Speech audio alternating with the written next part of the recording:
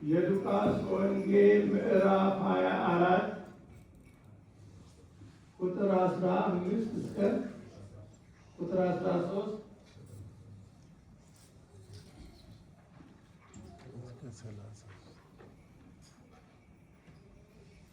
እነሆም ከእነርሱ ሁለቱ በዚያን ቀን በኢየሩሳሌም 60 ምዕራፍ ያህል ወደሚርቅ ኢማሁስ ወደሚባል መንገድ ይሄዱ ነበር።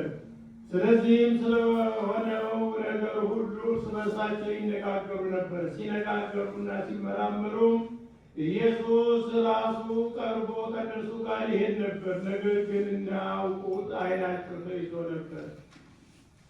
እርሱም እየተዋለዳችሁ ስትሄዱ እርስ በርሳችሁ የምትነጋገሯቸው እነዚህ ነገሮች ምንድን ናቸው? አላቸው። ቀለዮጳ የሚባልም አንዱ መልሶ አንተ በኢየሩሳሌም እንግዳ ሆነህ ለብቻ ትኖራለህን? በእነዚህ ቀኖች ውስጥ የሆነውን ነገር አታውቅምን? አለ። እርሱም ይህ ምንድን ነው? አላቸው። እነርሱም እንዲህ አሉት፣ በእግዚአብሔርና በሕዝቡ ሁሉ ፊት በሥራና በቃል ብርቱ ነቢይ ስለነበረው ስለ ናዝሬቱ ስለ ኢየሱስ እርሱንም የካህናት አለቆችና መኳንንቶቻችን ለሞት ፍርድ እንዴት አሳልፈው እንደሰጡት እንዴት እንደሰቀሉት ነው።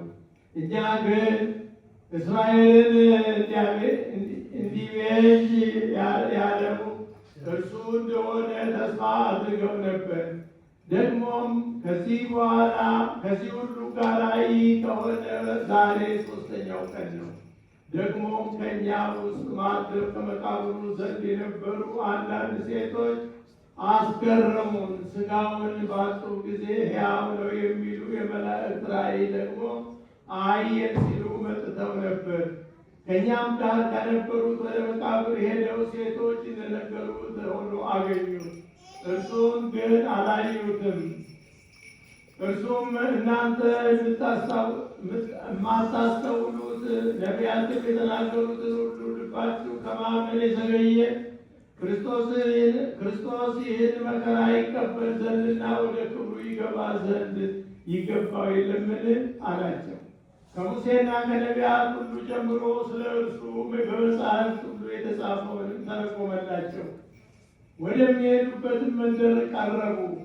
እርሱም ሩቅ የሚሄድ መሰላቸው። እነርሱም ከእኛ ጋር እደር፣ ማታ ቀርቧልና ቀኑም ሊመሽ ጀምሯል ብለው ግድ አሉ። ከእነርሱም ጋር ሊያድር ገባ።